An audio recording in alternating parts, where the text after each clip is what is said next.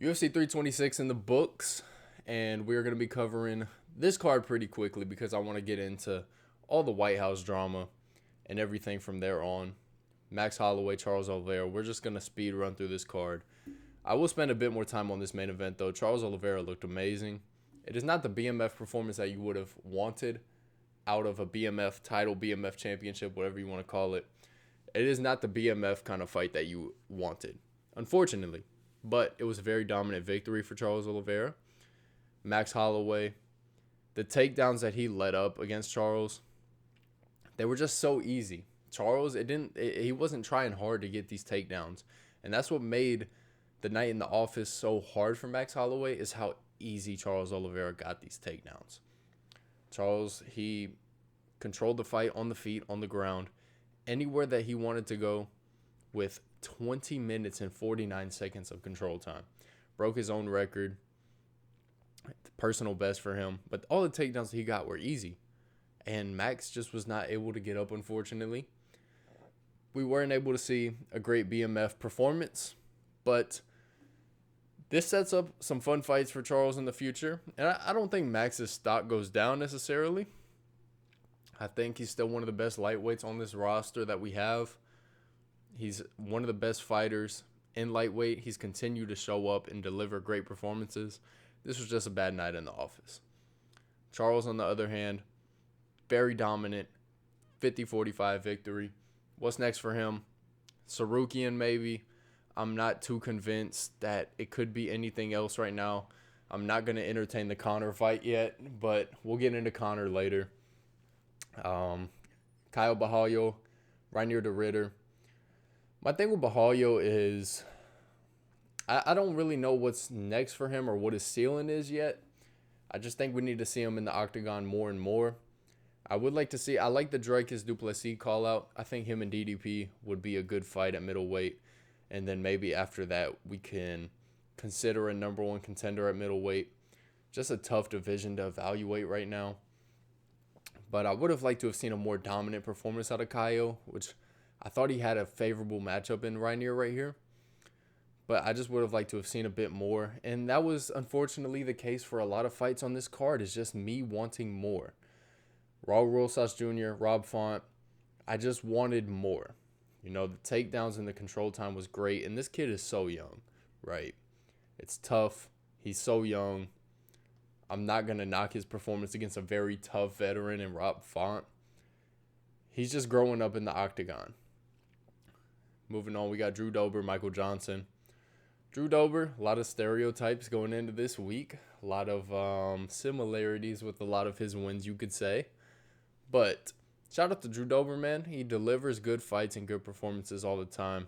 Same with Michael Johnson. They're just two entertaining fighters. This is guys that you want on any pay-per-view or fight night card. You just want to see these guys bang. So, and that's what they bring. So, good for them. RoboCop, Bruno Ferreira. RoboCop, I thought, looked great. Comes out in round one and gets his get back on Bruno. Maybe trilogy in the future for them. Maybe this is the future BMF title. I don't know. But shout out RoboCop. He looked great. Always good to see Barack in the octagon. Cody Garbrandt. Man, he just kept getting hit in the groin, man. Hopefully Cody is all right after this fight. Good for him that he got the win. 2 points deducted for Long here. Unfortunate for Cody that he had to take that many groin strikes, but hopefully he is okay. Moving on, Cody Brundage. Cody Brundage is just a weird fighter to evaluate. 11-9-1. It just seems like every time I see Cody Brundage in the octagon, his coaches just ask him to do more, or he just doesn't listen to his coaches. But Johnson gets a split decision victory. Not too mad at it. I mean, either way you scored this fight, it's whatever. Ricky Turcios, Montez. Montez honestly had the best performance on this card. The anaconda choke that he had against Ricky Turcios was sick. His grappling looked great. His striking looked good. He just seemed like he wanted it more than Ricky Turcios, unfortunately. But Ricky's a tough guy, man. As I say that, tough guy, Ultimate Fighter guy. Won the Ultimate Fighter. he always brings a good performance, good fight. But Montez, man, I think we got a slick little prospect here at featherweight. But really good performance, very entertaining fight. This is probably my favorite fight of the night, honestly, was Tercios and Montez.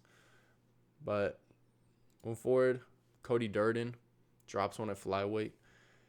It's just whatever, man. The rest of this card, unfortunately, just wasn't too great.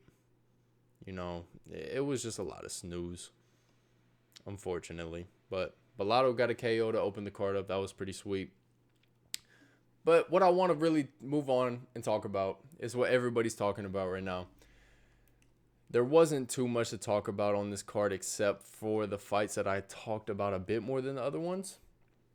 Obviously, had the Charles and Max fight right near the Ritter Bahalyo. This is going to raise some convo for what is next at middleweight. But this is what I want to talk about is the White House card, right? That's why we're here. It's the topic. It's the underwhelming. It's the yes, it's a good card. But is it the best card that we could have put together for the White House? It is absolutely not the best card that we could have put at the White House. This is nowhere near the best card that we could have put at the White House. But it's what we got. Ilia Topuria versus Justin Gaethje. Do I like this matchup for Justin? Absolutely not. I really don't like a lot of people against Ilia Topuria, unfortunately. But this fight probably makes the most sense outside of Mauricio Rufy and Michael Chandler. I do like this fight right here. But Topuria versus Justin Gaethje, I don't really know how to feel about it. I don't know. Poatan versus Cyril Gane, we're going to get into that one. But Ilia Topuria, would I have rather seen him fight Islam Makhachev? Yes. Would I have rather seen Ilia Topuria fight Arman Tsarukyan? Yes. I just don't really like this matchup for Justin Gaethje, but he is the interim champion after defeating Paddy Pimblett. So, it is what it is, right? Is Charles going to be in the mix here? I'm not sure really what's next. Could we see Charles Oliveira versus Arman Tsarukyan? That is possible. Maybe that rematch happens for a number one contender at lightweight. Possibly, but I just would have rather seen Arman Tsarukyan or Islam Makhachev. But we're going to go ahead and talk about Poatan moving up to heavyweight against Cyril Gane, right? I'm not too mad at this. We knew after Alex Pereira vacates the 205 belt, it's got to be heavyweight, right? Opening odds I saw swing in Cyril Gane's favor. I don't know how Cyril Gane keeps getting title shots, though. He gauges Tom Aspinall's eyes out and then gets rewarded with another title shot. I don't get it. Unfortunately, I just don't get it. There's not any other heavyweights, unfortunately, that really would have made sense.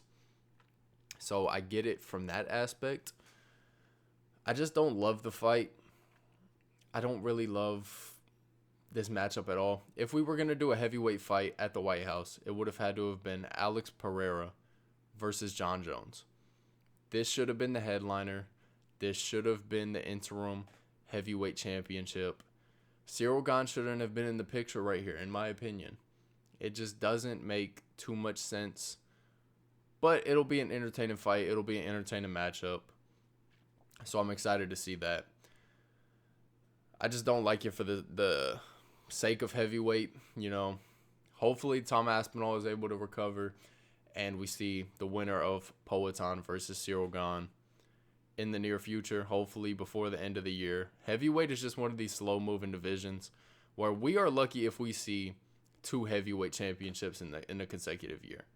I'm not sure if we've seen 2 heavyweight title shots or defenses within a calendar year in a while. It's always been this way, unfortunately, dating back to like Stipe Miocic and Daniel Cormier. The heavyweight championship just moves, and it's a slow-moving division. Sean O'Malley, Ayman Zahabi. I'm not too mad at this matchup. I would have rather have seen Corey Sandhagen, of course. But it's a favorable matchup for Sean O'Malley. It's a chance for him to go to the White House, deliver a superstar-level performance, and get that stock up. This is the sake of the White House card, honestly, is going to be eyeballs on this White House card. It's on a Sunday in the summer. It's gonna be interesting to see how they lay out the octagon on the lawn. It's gonna be interesting to see the walkouts. It's gonna be scenes. Like, people are gonna tap in and tune into this card no matter who was on it, and that is something that Conor states earlier that we're gonna talk about. And it doesn't make sense to have a Conor McGregor on this card, unfortunately, because he doesn't bring in the live gate. He doesn't bring in the attendance because there is none. So it's going to be a very interesting night of fights. It doesn't matter who they put on this card because people are going to watch no matter what. And from the sake of this card is not bad. These are fun fights, and this is a good pay-per-view. Like, people would pay to see this card if it had prelims, early prelims. This would be an amazing card. It is just the matchups that were underwhelming. I do like Mauricio Rufy versus Michael Chandler right here. I think this is a very exciting matchup. If this was the opening fight for the White House card, I would have been stoked. If we could have saw Bo Nickel against anybody but Kyle Dawkins, I would have been like, sweet. You know, if we could have got Bo Nickel, Colby Covington, Bo Nickel against maybe a lower tier ranked middleweight, it's like, okay. But Diego Lopez, Steve Garcia opening, it's a very fun and exciting fight. I love Diego Lopez, love Steve Garcia. They both love to fight. They both bring good performances. Is this the fight that we want to kick off the White House card, though? There are better matchups. There are better fights that we could have made here. Honestly, would have rather have seen Nate Diaz. You know, would have rather have seen just characters, you know. It's not that I hate the fights. It's just I don't like the matchups. I think we could have did better in that department. But this is the card that we have, June 14th, Sunday. It is what it is, right? I want to hear y'all's thoughts in the comments. I want to hear what y'all have to think about the White House card. It's going to be interesting. There's going to be a lot of debate on this card, but I think general consensus is that this is just a bit underwhelming. Will I tap in? Will I tune in? Yes, no matter what. I mean, I'm going to watch this no matter what. Just don't like the matchups. But going into what Conor said here, I'm going to go ahead and play this video. Now, I just think there is nobody who understands the business better than this guy right here. You want to gates and secondary sales. They don't usually put me on UFC 200 or 300 or the Spear. They usually put me on UFC 201 or 301. You know, like a double sale thing. That's the White House is gonna hit no matter what. Who the fuck? And what he says right here, it doesn't matter where you put Conor on a card, it's gonna sell out. It doesn't matter if you put him in Seattle, Washington, Miami, Florida, Las Vegas, Ireland, Spain, anywhere you could go in the world, McGregor's going to sell out anywhere. I mean, people are going to fly to go see this guy fight. But it is underwhelming in the sense, like, it would have been sweet to see him and Chandler at the White House. Like, why not? Why not do this matchup at the White House? You don't do this matchup at the White House because it doesn't sell tickets. It doesn't have a gate. It doesn't have the maximum value of a Conor McGregor appearance in the octagon. You know, like a double sale thing. That's the White House is gonna hit no matter what. Who the fuck gives a fuck who we put on it? And it doesn't matter. Wheel McGregor out for the second one, so we double our economic take. We can't decide what these men do, you know. And I don't want to. I don't doubt them. It's like in this current climate, we're all cattle. Yeah, all these fighters, we're all cattle. I just happen to be free range. I'm like Wagyu walking around the fucking farm. You want to gates and secondary sales. They don't usually put. I'm like the Wagyu. Love that from Conor. I mean, he knows the business better than anybody else. Saw Arman Tsarukyan pulling up in the handcuffs, asking to be freed. He just wants to fight for the belt, man, and as he should, man, as he should. Then we got Dana talking about John Jones here. Play this clip, give my thoughts on it. Speculation, of course, that it's John Jones. No, it's not. Was John Never, ever, ever, which I told you guys 100,000 times, was John Jones even remotely in my mind to fight at the White House. I wouldn't. First of all, I've told you why I wouldn't do it.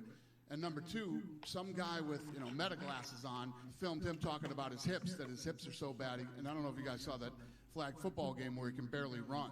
John Jones, he retired because of his hips. He's got arthritis in his hips. Add that on top of all the other reasons that I wouldn't. The John Jones thing is bullshit. I'm not saying they weren't talking to John Jones and that John Jones wasn't interested in the fight. And what was even crazier is... I just think that's a bit contradicting on Dana's end right here. Is like, we were talking to John Jones, we were negotiating with him. But yeah, no, we weren't going to offer it to him at any point.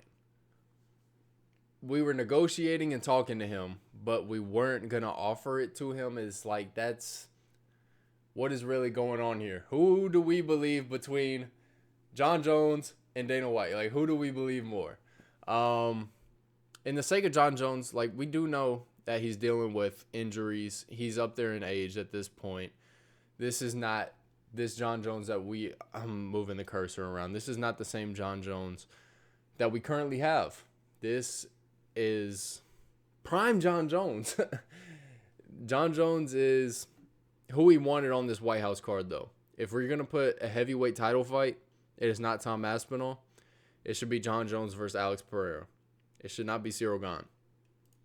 John Jones came out and was like, I'm in negotiations right now for the White House fight. After it, I had already sent a text to his lawyer saying, never going to happen ever. Is it fair to say then John Jones is retired and this is the end of his time? Yes. Okay. Very fair. There is speculation, of course. So very fair that we never see John Jones in the octagon again. It is what it is. If we see John again, great. If not, I mean, that's fine too. I think the White House card would have been a good ending to his career against Alex Pereira, though. It could have been, that perfect walk-off moment, and this is the greatest of all time, 1,000%. If he goes out and beats Alex Pereira, right? But unfortunate, we didn't get that fight. We have a lot to look forward to, though. There's going to be a lot of fun fights that come from this White House card. If Pereira can beat Cyril Gane, then, we get Aspinall versus Poatan. If Gane beats Pereira, we get the grudge match between Gane and Aspinall. That build-up will be fun and entertaining. Sean O'Malley, if he can beat Zahabi here, we can have Sean O'Malley versus Petr Yan versus Marab trilogy. Let's just throw it out there. Jokes, obviously. But Zahabi, if he goes out and beats Sean, I mean, he's a star. I mean, if you can beat Sean at the White House, that's gonna bring some eyes. Mauricio Rufy, Michael Chandler. I think this is the fight that I'm most excited for, outside of Topuria and Gaethje. I just think it'll be a sweet night of fights. I just don't love the matchups, unfortunately. But I'm interested to see thoughts that everybody has on the White House card. Go ahead and drop them down in the comments down below. I will be covering this card more and more as it gets closer. And, I'm sure there's going to be some news that comes out on this White House card, why some fights were made, and I'm excited to see all the fighters' reactions to this card. I'm excited to see, some people in the industry and the game talking about this card a lot more. Then I'll be able to offer some more thoughts and opinions on it. But that's going to do it for me. Unfortunately, we just didn't have a great night of fights at UFC 326, but going to have some more to look forward to. Josh Emmett, Evloev Murphy, that'll be a sweet fight night. Adesanya Piper should be a sweet card. Outside of that, though, we got a little while to a pay-per-view, though. Next being Yuri Prohaska, Carlos Ulberg, April 11th. I think this will be a sweet night of fights, though. Didn't know Ulberg was already 35, though, but I'm leaning towards Yuri in this fight. He's got a kid due a few days late after this fight, I want to say. So, I mean, it's just going to be a tough guy to beat after. He's got a family to feed, man. Josh Van Tatsuro Tyra, that'll be a sweet fight. I like this matchup. Curtis Blades, Josh Hokett. Interesting matchup for Josh Hokett right here. But Curtis Blades, he's a tough wrestling heavyweight.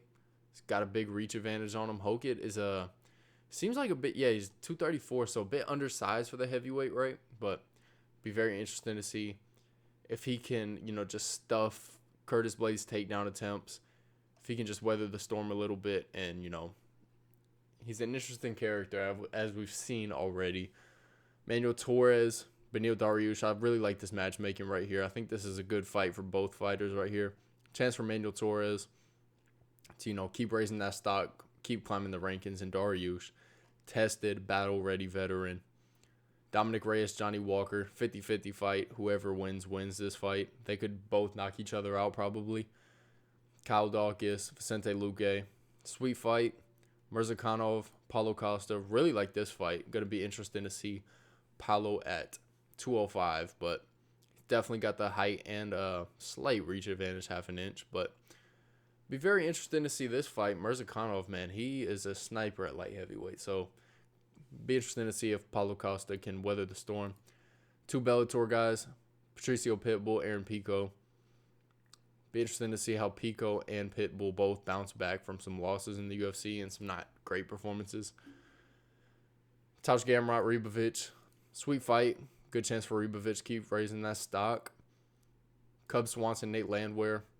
Love this fight.